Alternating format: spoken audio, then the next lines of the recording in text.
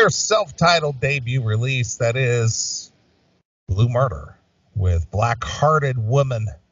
Mm-hmm. I think we all can relate. Yeah, some more than others.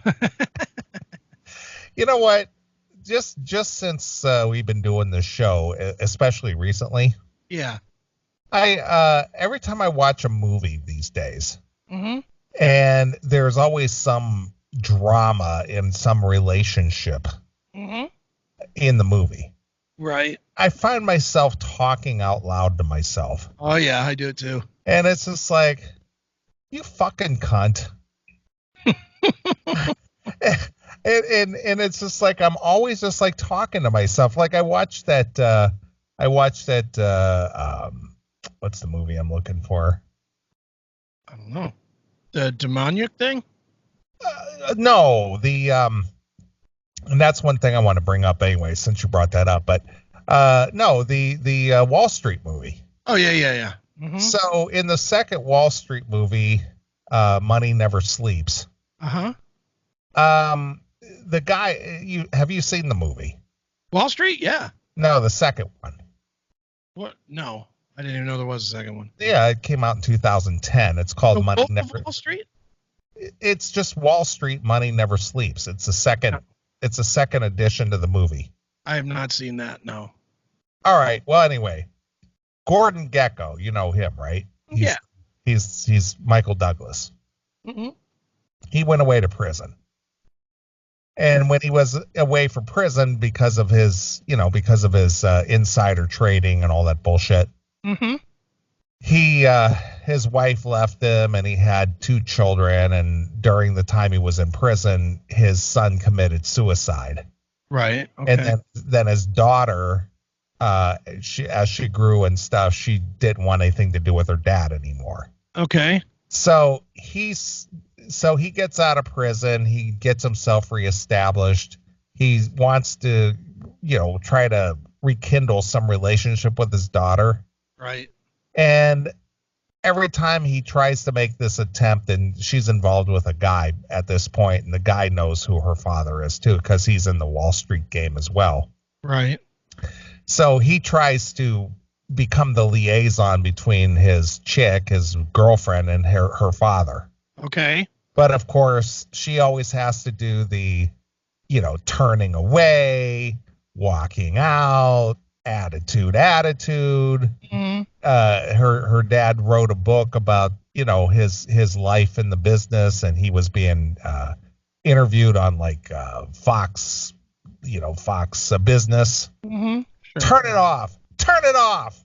It goes, wait a minute, I just want to see what he's got to say. So she grabs the remote from his hand and she flips the TV off. Then she has to throw the remote across the room.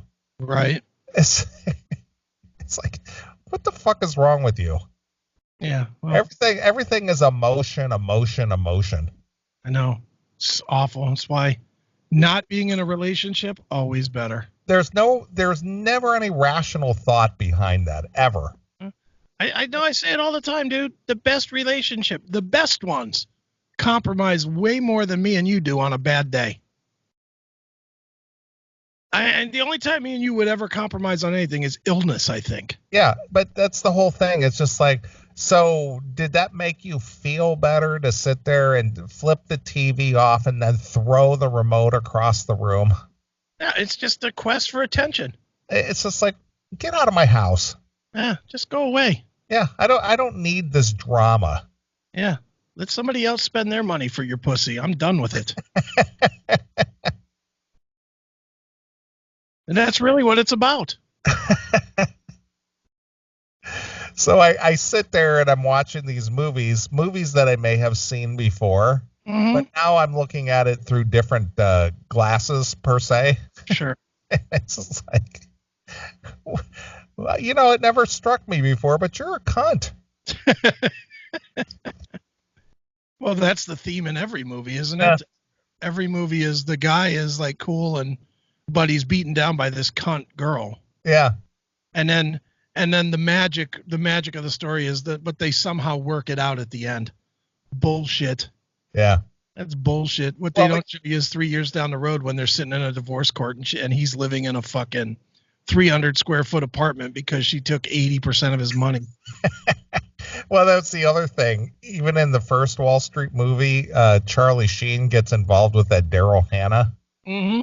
And then when things are not going well for him, he decides he needs to stand up for some of his own principles. Right. She's like, fuck that. I'm out of here. Mm-hmm. Yeah. See ya. Yeah. Toodaloo, buckaroo. I'll find another guy who's making millions of dollars a year. You fucking loser. Yeah. Yep. And that's how it always works. So I just watch it with a whole different perspective anymore. It's just like, yeah, toodaloo. I don't need you here. Get lost. Yep, that's it. Dude, speaking of movies and stuff, we should have covered it earlier, but I'm just curious if you saw this. Two of my favorite shows, who, in my opinion, their legacy is going to be ruined. I'm curious what you think. They're going to reboot Good Times and All in the Family. I'm not for reboots at all. Are they going to have some of the original people, or are they just going to just remake the show with the name? I don't know for sure. They can't have the original people for All in the Family. Yeah, I mean, they're all dead aside from Fatso Sally Field and liberal douchebag Meathead. Yeah, Rob Reiner. Yeah.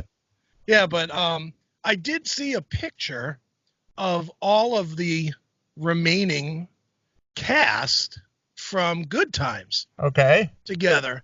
And that was what I saw the announcement for the Good Times reboot with.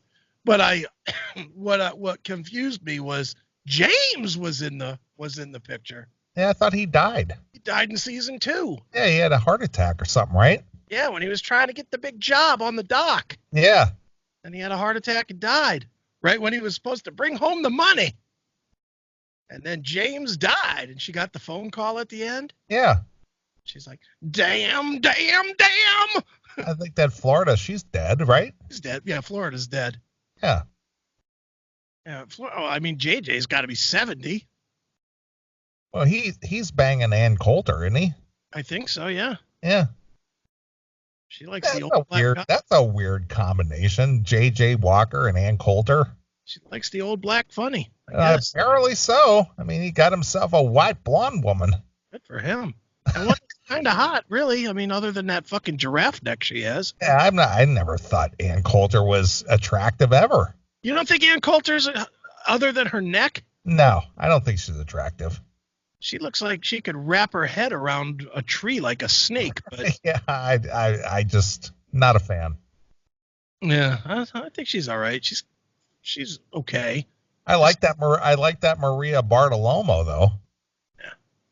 Yeah, that's a different animal there. I like her, and for an old lady, and I've said this before, I like that Janine Pirro. Oh, Judge Janine. Oh yeah.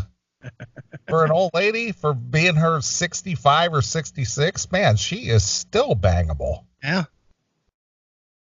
Yeah. But yeah, I mean, is there any reason to redo those two shows? You can't. Well, what's the purpose in that? That's just dumb. Yeah, I mean, what are you going to do with? Are you going to do the thing with the Good Times where now we're watching their kids grow up, and then they're going to constantly throw back? Well, when we lived in the apartment in Chicago. Yeah, it makes no sense because times are different now. Yeah.